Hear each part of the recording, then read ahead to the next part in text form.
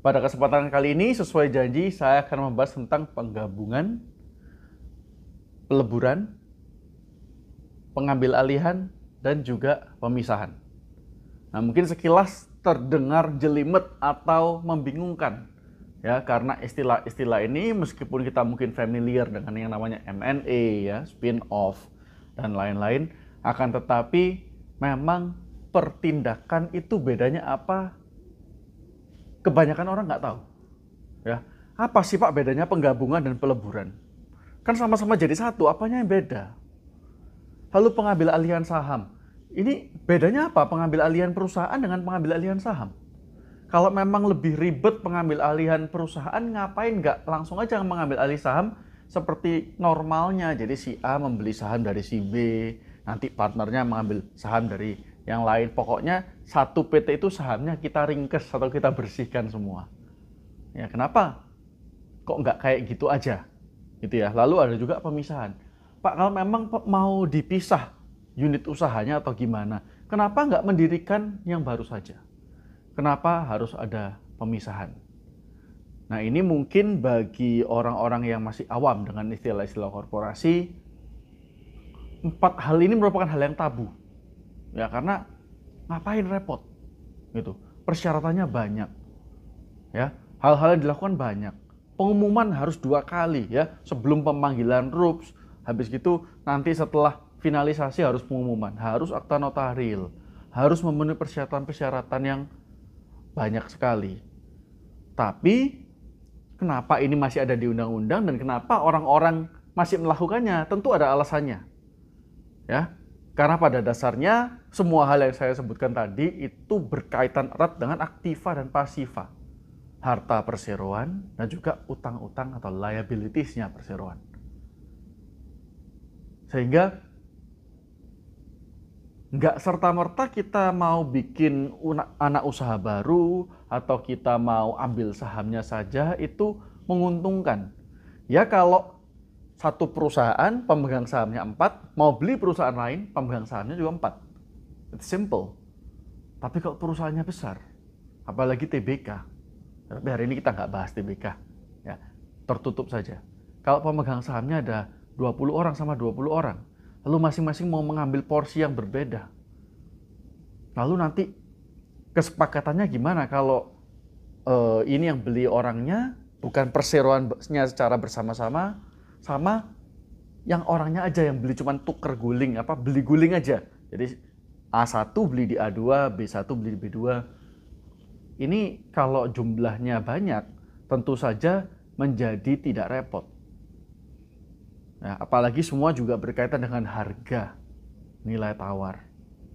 Ya, nanti kita akan bahas satu persatu. Tapi kita harus tahu dulu nih, bedanya apa sih? Ya, dan juga baru kita akan bahas aspek ekonomisnya. Kenapa lebih menguntungkan dengan melakukan 4 hal ini? Ya, kita bahas dulu mengenai penggabungan. Jadi gampangnya kalau saya menjelaskan ke murid-murid di kelas gitu ya, penggabungan itu merupakan PTA ya plus dengan PTB itu sama dengan PTA. Saya ulangi, PTA plus atau digabung dengan PTB itu hasilnya A. Artinya apa?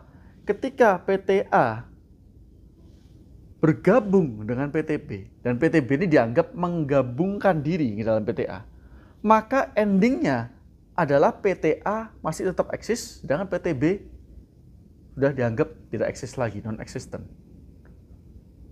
Ya, melenyapkan badan hukum PTB. Nah, itu kalau menggabungan. Kalau peleburan, bedanya apa? Kenapa istilahnya beda? Karena peleburan itu PTA plus PTB sama dengan PTC.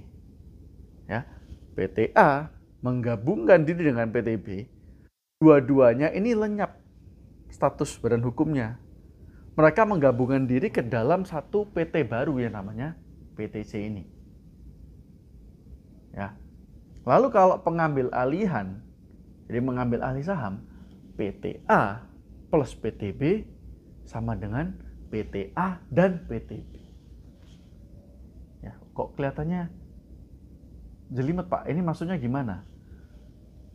Kalau kita bicara tentang pengambil alihan saham, maka yang membedakan pengambil alihan dengan penggabungan dan peleburan itu status badan hukumnya masih sama. Dari luar tidak ada yang berbeda sama sekali. Ya, dari luar saya bilang. Meskipun struktur internal pemegang sahamnya semua berubah. Jadi PTA, kalau misalnya dia mengambil alih sahamnya PTB, maka PTA dan B ini tetap coexist, ya, istilahnya coexist, exist bersama-sama as if nothing happened. Hanya pengendalinya saja yang beda. Kalau sebelumnya PTB mungkin pengendalinya adalah Pak Budi dan Pak Tony, sekarang yang mengendalikan adalah PTA. Jadi kayak bukan kayak ya, jadi holding company. Ya, PTA sebagai parent company-nya, yang PTB jadi subsidiary-nya, ya, atau anak perusahaannya. Lalu kalau pemisahan, PTA menjadi ya sama dengan PT bisa 2. Kalau misalnya pemisahannya murni, jadi PTB dan C. Sedangkan kalau tidak murni, berarti PTA masih eksis, tapi ada unit usaha yang didirikan PT baru. Ya, jadi PTA dan PTB. Jadi kalau spin off itu dipecah dari PTA gini ya, bisa dipecah jadi PTA dan PTB, atau PTA gini menjadi PTB dan C kalau itu pemisahannya murni. Jadi konsepnya ini harus dipahami dulu. Memang agak mungkin membingungkan. Kalau kalian belum paham bisa diputar kembali mengenai definisi-definisi yang tadi saya berikan. Ya, pembedaan-pembedaannya. Menurut saya ini udah yang paling gampang untuk buat kita nangkep gitu ya. Penggabungan itu 2 PT digabung menjadi 1. Ada istilahnya yang menerima penggabungan ini tetap eksis, yang menggabungkan diri ini hilang.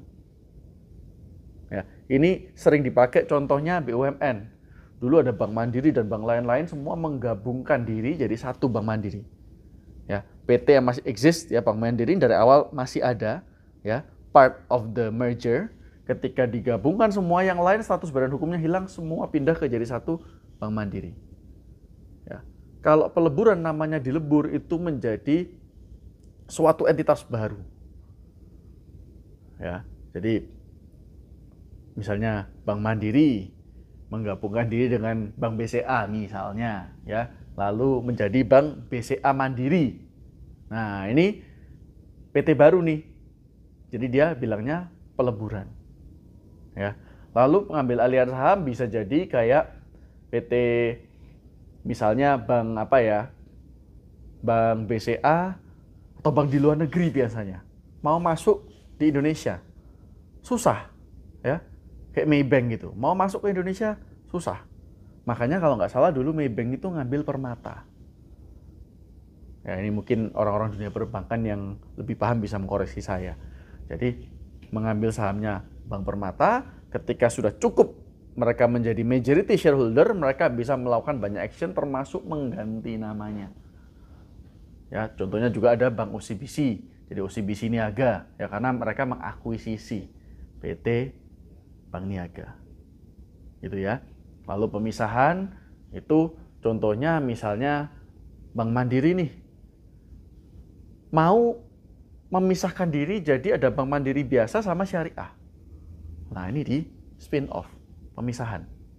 Ya, Bank Mandirinya masih ada, Bank Syariah, Mandiri Syariah berdiri. Atau kalau mereka mau pemisahan murni, jadi Bank Mandiri misalnya jadi Bank Mandiri non syariah dan Bank Mandiri Syariah. Nah, itu juga bisa. Ya. Sekarang kita bahas mengenai prosedurnya, ya.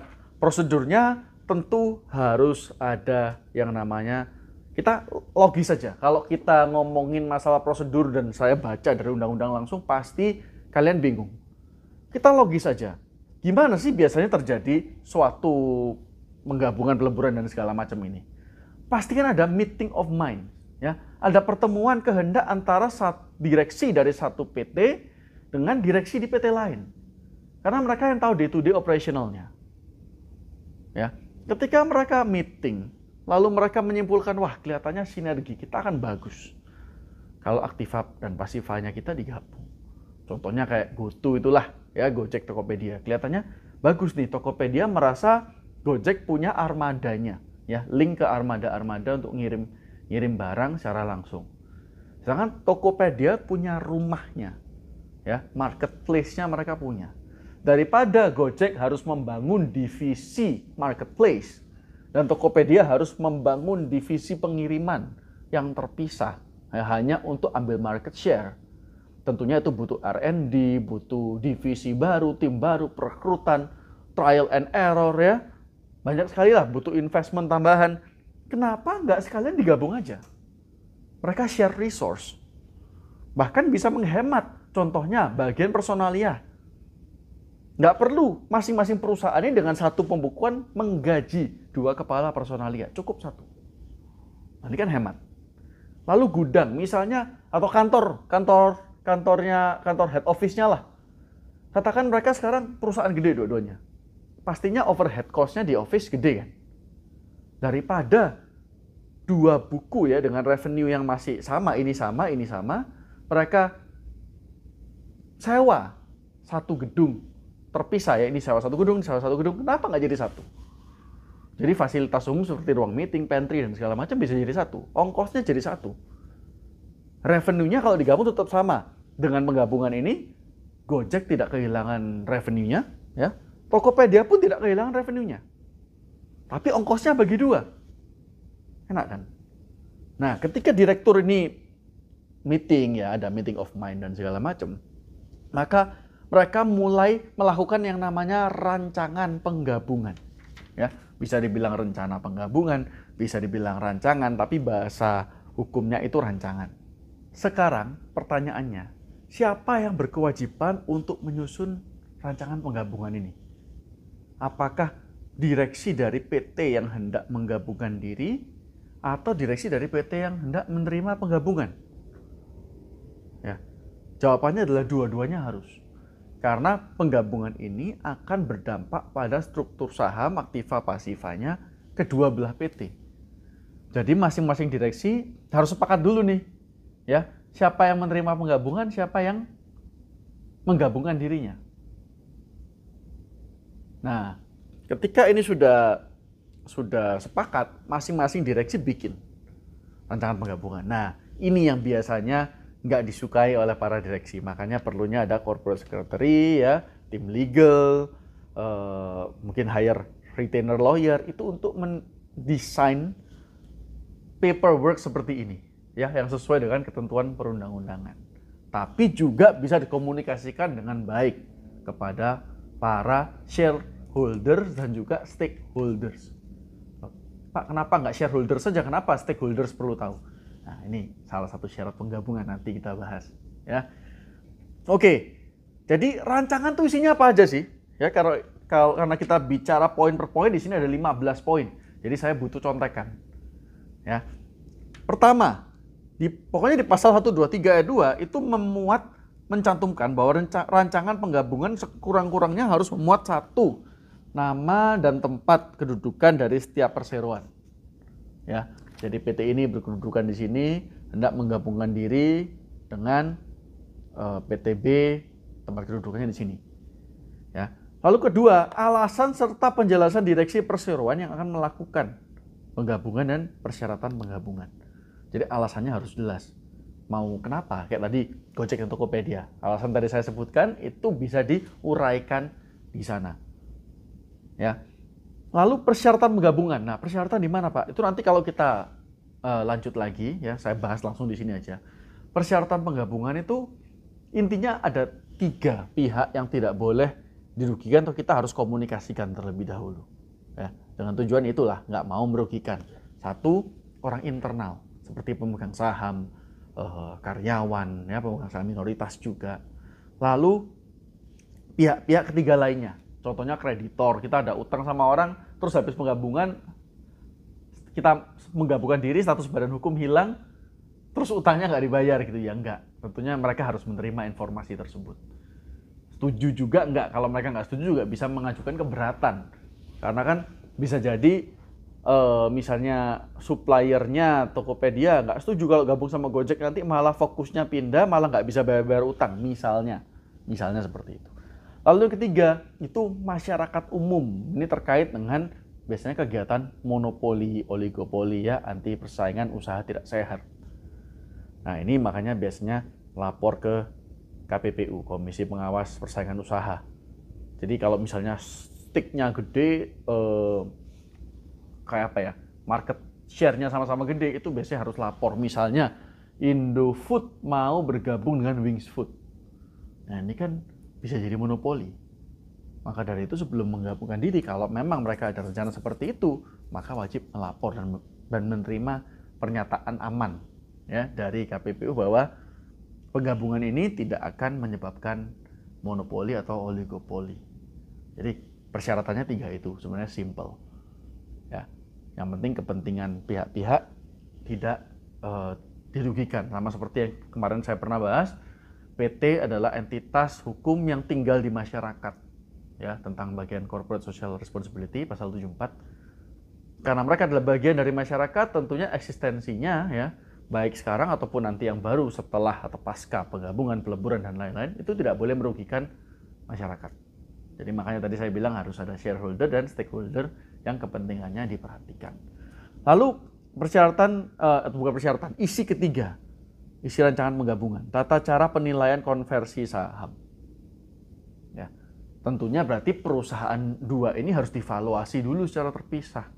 Nah, dalam rancangan penggabungan kita, dalam menyusun ini baru kita tahu, oh ternyata harus kalau misalnya gede, market share-nya harus lapor dulu ke KPPU, minta izin dulu. Terus kalau yang ketiga, harus ada tata cara penilaian konversi saham. Berarti kan kalau mau menilai perusahaan, nggak mungkin kita lihat dari anggaran dasarnya saja. Modal dasar Tokopedia yang didirikan misalnya 5 tahun lalu, tentu beda dengan modal dasar Gojek yang didirikan mungkin 7 tahun lalu. Jadi ini harus disamakan dulu dengan porsi realnya sekarang. Ya, dengan porsi realnya sekarang, maka itu perlu diadakannya valuasi ulang. Ya. Terus keempat, rancangan perubahan anggaran dasar perseroan yang menerima penggabungan. Ya, jadi kalau kita PT yang menerima penggabungan, itu juga harus ada tatanan shareholder barunya gimana? Anggaran dasar gimana? Apakah direkturnya tetap 3 atau mau nambah? Atau malah dikurangi? Ya. Nah, hal-hal seperti itu harus dicantumkan dalam rancangan penggabungan. Lalu ada juga laporan keuangan. Ya, laporan keuangan mencapai 3 tahun atau 36 bulan. Ya. Jadi 36 bulan itu bukan ke depan. Kita kan nggak tahu, itu kan projected. Ini ke belakang. Yang mundur ke belakang, laporan keuangannya bagaimana dari setiap perusahaan. Jadi memang rancangannya ini akan panjang. Karena 2 data perusahaan akan dimuat dalam satu rancangan ini. Ya. Lalu keenam, rencana kelanjutan pengakhiran usaha. Jadi kelanjutannya kalau Gojek dan Tokopedia gabung ini, mana yang dilanjutkan, mana yang diberhentikan. Mungkin Tokopedia sempat mau bikin armada. Nah ini divisi ini mau ditutup atau gimana? Sekarang sudah ada Gojek. Kayak gitu ya. Lalu neraca proforma perseroan yang ketujuh yang menerima penggabungan. Ya. Jadi target posisi keuangan yang harus dicapai suatu badan usaha. Nah, ini projected income ya, projected transaksi kegiatan usaha suatu periode yang akan datang. Ya, tadi kalau kita bicara masalah 36 bulan ke belakang, ini ke depannya. Biasanya setahun aja cukup. Cuman ya supaya aman, biasanya orang mainnya 5 tahun ya, 10 tahun bahkan. Cuman aja kok apa? Berangan-angan ya, projected. Masa ya mau berapa tahun ke depan boleh-boleh aja. Lalu cara penyelesaian status hak dan kewajiban anggota direksi, komisaris, karyawan yang akan melakukan penggabungan diri. Ya ada nggak tanggung jawab tertunggak dari para organ-organ perseroan ini ya, atau karyawan. Misalnya divisi R&D dibuang. Nah ini mereka harus ngapain aja? sebelum dibuang pada Desember 2025 misalnya. Apa aja yang harus mereka selesaikan. Lalu, tata cara penyelesaian hak dan kewajiban perseroan kepada pihak ketiga. Ya, ini tadi saya bilang kreditor dan lain-lain. Lalu, cara penyelesaian hak pemegang saham yang tidak setuju.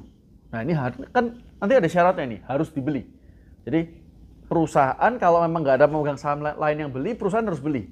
Kalau perusahaan dengan membeli itu melebihi kuotanya dia, ingat ya, kalau saham portefeuille yang dimiliki perseroan itu harus ada kuotanya. Nggak boleh serta-merta, perseroan memiliki 90% sahamnya PT atau pemegang saham sebelumnya dibeli semua. Jadi nggak boleh. Dananya perseroan itu bukan dipakai untuk jual beli saham, melainkan untuk kegiatan operasional. Nah, kalau misalnya itu terjadi, maka perusahaan harus atau wajib ya mencarikan pihak ketiga, mengupayakan agar saham ini dibeli. Jadi endingnya nggak boleh kosong, nggak boleh saham ini tidak terbeli. Ya, mereka yang nggak setuju berarti harus dijual sahamnya. Lalu nama anggota direksi dan dewan komisaris serta gaji, honorarium dan tunjangan bagi mereka yang menerima penggabungan. Ya, simpel ya itu ya. Lalu perkiraan jangka waktu pelaksanaan biasanya 6 bulan sampai 1 tahun. Laporan kalau terlalu lama juga what a waste of resource ya. Mereka nggak fokus kerja, nggak fokus ngejar revenue, malah fokus ngurusin penggabungan. Itu sama aja kalau kita punya kantor, tapi kita spend time waktu itu 6 bulan untuk dekor kantor. Terus bosnya karena sibuk ngurus dekor kantor, kegiatan usahanya terhenti. Nah, ini kan lucu ya. Forms harus follow function. Maka dari itu perlu pakai lawyer dalam hal seperti ini, khususnya corporate lawyer. Supaya apa? Supaya direksinya ini meskipun dia terlibat dalam pengawasan pembentukan rancangan dan lain-lain, tapi mereka bisa kerja gitu. Yang do all the nitty-gritty details itu kita. Ya. Lalu ada lagi laporan mengenai keadaan, perkembangan dan hasil yang dicapai dari setiap perseroan yang akan melakukan penggabungan. Ada lagi kegiatan utama dari setiap perseroan yang melakukan penggabungan dan perubahan yang terjadi selama tahun buku yang sedang berjalan. Lalu juga rincian masalah yang timbul setelah tahun buku yang sedang berjalan dan yang mempengaruhi kegiatan perseroan yang akan melakukan penggabungan. Ya, jadi itu hal-hal yang wajib dicantumkan, ada 15 poin. Ya. Nah, setelah rancangan ini selesai, ya, direksi kan meeting lagi nih. Ya, direksi dua perusahaan akan meeting lagi. What's next gitu. Nah, rancangannya harus matang. Kenapa? Karena dengan meeting itu lalu kita bisa dimatangkan masing-masing rancangannya, dicocokkan, pastikan sejalan ya, inline. Karena untuk melakukan pemanggilan RUPS itu butuh persetujuan Dewan Komisaris. Tanpa adanya persetujuan Dewan Komisaris, maka RUPS tidak bisa diadakan. Jadi kita harus bikin laporan yang cantik dulu, rancangan yang bagus, supaya di ACC sama Dewan Komisaris. Habis itu baru kita boleh mengadakan RUPS. Nah, sebelum mengadakan RUPS, ini harus ada pengumuman koran dulu. Loh Pak, kenapa nggak yang waktu terakhir aja, kenapa harus sekarang? Karena keputusan RUPS untuk meng-ACC atau tidak meng-ACC atau meng-ACC sebagian dari rancangan penggabungan ini akan dipengaruhi oleh ada tidaknya komplain dari pihak ketiga. Kalau semuanya oke ya mungkin RUPS bisa oke, tapi kalau nggak oke ya ada kreditor yang memperkarakan ini, ya daripada jadi perkara mending kita batalkan saja. Ya, jadi kalian bisa lihat persiapan yang sematang itu pun bisa batal atau diterima sebagian hanya karena keberatan dari pihak ketiga. Maka dari itu rancangan semuanya itu harus benar-benar bagus.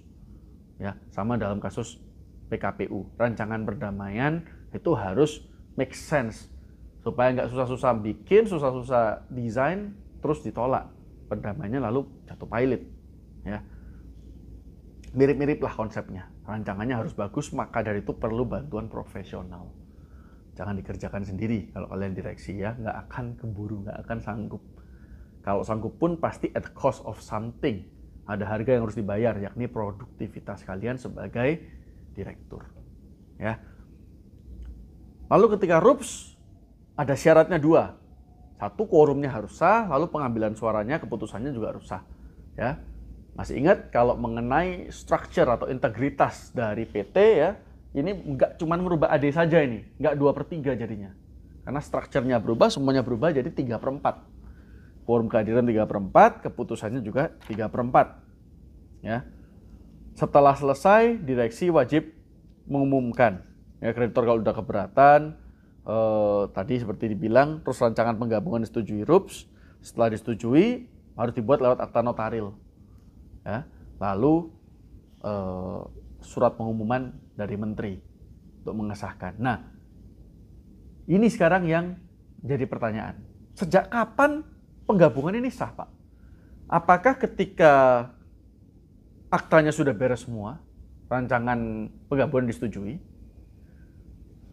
atau setelah ada keputusan menteri, ya, atau waktu pengumuman koran itu? Jadi memang secara formil kalau RUPS sudah disetujui, sudah menyetujui semua, maka penggabungan ini bisa dimulai, sudah dianggap terjadi. Ya, kalau misalnya itu pun statusnya penggabungan, berarti kan ada PT yang akan hilang nih entitasnya. Itu udah bisa dianggap hilang. Tapi supaya aman, kita tunggu putusan menteri dulu. Biasanya acuannya keputusan menteri. Ya, selama belum ada keputusan menteri, kita anggap ini PT masih berjalan secara terpisah. Namanya juga masih rancangan. Ya, rancangan pun kalau menurut hemat saya, meskipun sudah di ACC sama RUPS, kan entitasnya dua-dua masih bentuknya mentok akta notaril. Kita ikut aja. Kalau kita mendirikan PT, apakah dengan akta notaril sudah cukup? Bisa nggak buat rekening di bank? Nggak bisa kan? Nunggu SK menterinya keluar kan? Sama. Dalam hal penggabungan, maka mungkin PT yang menerima penggabungan tidak terpengaruh. Karena dia tetap eksis, ya, tetap jalan seperti biasa. Tapi PT yang menggabungkan diri, ini bisa nggak hapus rekening bank dengan alasan sudah tanda tangan akta notaris akan menggabungkan diri? Tentu tidak. Butuh SK menterinya dulu. Jadi kapan ini resmi ya secara hukum, tunggu SK menteri keluar. Nah, persyaratan-persyaratan dan thought proses ini sama ya, kurang lebih dengan peleburan, dengan pengambil alihan, dan juga dengan spin-off. Cuman ada beberapa penyesuaian saja, tergantung manuver apa yang diambil. Ya, ini sama semua, direksi wajib mengumumkan, kreditor berhak mengajukan keberatan, ya. Lalu keberatannya diajukan ke PT ya, bukan ke pengadilan atau apa. Lalu pengambil alihan. Nah, pengambil alihan bedanya, kalau peleburan mungkin lebih sama ya dengan penggabungan. Kalau pengambil alihan memang seperti tadi saya bilang, kenapa kok harus mengambil alih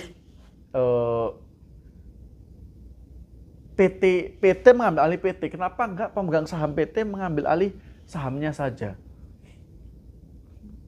Jadi gini teman-teman, kalau misalnya kita lihat konsep dulu, kita sedikit belajar mengenai konsep holding. Kita selama ini mikir ya, apalagi kalau perusahaan keluarga. Kita punya PT A nih, terus kita punya PT B yang secara size lebih kecil dan secara umur lebih baru. Pemegang sahamnya sama, satu keluarga, 5 orang. Lalu kita seenaknya bilang, oh ini parent company-nya, ini subsidiary-nya. Hukum tidak memandang seperti itu. Ya. Hukum hanya memandang ini ada hubungan parental dan subsidiary. Itu kalau saham pengendaliannya yang di PT subsidiary ini dipegang sama PT holding. Jadi bukan kalau PT subsidiary dipegang sama pemegang saham dari PT holding, tapi dipegang langsung sama PT holding. Ini supaya chain of command-nya jelas, ya. Pertanggungjawabannya juga jelas. Jadi kalau kita sistemnya seperti itu sama aja dengan ya para pemegang saham satu keluarga ini punya saham di PT A, juga punya saham di PT B. Itu nggak ada hubungan parent subsidiary, nggak ada hubungan merger acquisition apa, semua nggak ada. Itu murni ada 2 PT terpisah, kebetulan pemegang sahamnya sama. Ya, ini beda konsepnya. Nah, kenapa harus mengambil alih PT-nya yang ngambil alih? Benefitnya juga salah satunya untuk menghadiri RUPS, ya, mengadakan rapat apa segala macam, mengambil keputusan, itu bisa dilakukan oleh pihak yang sama dengan PT ini. Contoh, kalau kita ini keluarganya yang punya di sini, ketika ini ada RUPS, maka mereka semua harus hadir. Tapi kalau mereka ngumpulin resource-nya di PT utama, dan PT utama yang beli sahamnya, maka ketika RUPS, direksinya PT ini yang wajib hadir. Jadi nggak perlu 5-5 hadir semua. Ya. Lalu ada pertanyaan lagi biasanya, kenapa Pak kok kita nggak ambil alih asetnya saja? Ya, kalau memang PT ini bagus, kita ambil aset-asetnya, misal pabrik kita ambil alih tanahnya, mesinnya, kita bikin PT baru, produksi sendiri. Oke, tapi kan PT-nya umurnya jadi baru. Lalu mereknya, ya mereknya juga bisa sih diambil alih. Ya, bisa saja. Kan rugi Pak kalau misalnya kita beli PT-nya, valuasinya tinggi banget, nanti mereka ada faktor-faktor intangibles apa, sama aja. Kalau kita beli juga mereknya, pasti juga dihitung intangible. Lain kalau kita cuma butuh, saya nggak butuh mereknya, saya cuma butuh nambah kapasitas produksi, kebetulan kamu ada, kamu nggak jalan atau mau dijual, saya beli. Itu lain cerita. Tapi kalau kita mau mempertahankan entitas, namanya akuisisi, ini kan mempertahankan 2 entitas yang sebelumnya ada. Kayak Indomie mau beli Sarimi, Indomie tetap mau Sarimi jalan, bukan dia mau beli dan mematikan Sarimi, enggak. Dia mau Sarimi tetap jalan. Jadi ini perlu namanya akuisisi. Ya, diambil alih semuanya, termasuk aktiva dan pasifannya. Kan ada, meskipun ada nilai penambah seperti intangibles, kalau kita beli PT-nya sekalian ada nilai pengurang. Ya, contohnya utang, kewajiban-kewajiban yang tertunggak dengan pihak-pihak ketiga lainnya, itu kan jadi nilai pengurang. Tidak lengkap perizinannya, ya, waktu di due diligence misalnya ditemukan, apalagi misalnya tata kelolanya kurang baik, sehingga kita nanti kalau ambil alih harus pakai konsultan lagi, ya itu kan bisa jadi nilai pengurang. Ya, tapi itu kembali lagi keputusan bisnisnya masing-masing, itu mau ngambil alih sahamnya saja dari pemegang saham ke saham, mau ambil alih asetnya saja, atau mau akuisisi secara proper, itu semua merupakan keputusan bisnis. Dari segi hukum kita eksekusi saja, kita buat rancangannya saja, kita dampingi RUPS-nya, kita bantu pengumuman korannya sampai surat dari kementerian turun. Ya. Pemisahan juga seperti saya bilang, ada pemisahan murni. Pemisahan murni berarti entitas lamanya hilang. Ya. PT A jadi PT B dan C. Kalau pemisahan tidak murni, PT A jadi PT A dan PT B. Hanya memisahkan unit usahanya saja. Contoh nih di industri, Pak, kenapa harus seperti itu? Contoh di industri spesifik kayak rokok. Itu kan mereka ada batasan omset tertentu. Kalau maka dari itu tidak menguntungkan bagi pengusaha rokok untuk membuat PT produksinya itu jadi satu dengan PT distribusinya. Kenapa? Nanti omsetnya membengkak.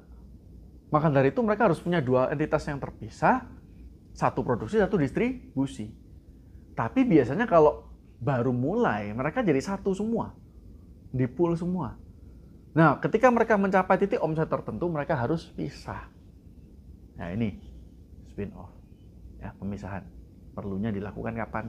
Tergantung industri dan natur bisnisnya, serta rencana kita ke depannya gimana. Oke, sampai situ dulu mengenai penggabungan, peleburan, pengambil alihan, dan juga pemisahan. Next video kita akan bahas tentang pemeriksaan terhadap perseroan di pasal 138. So stay tuned and I'll be seeing you on the next video.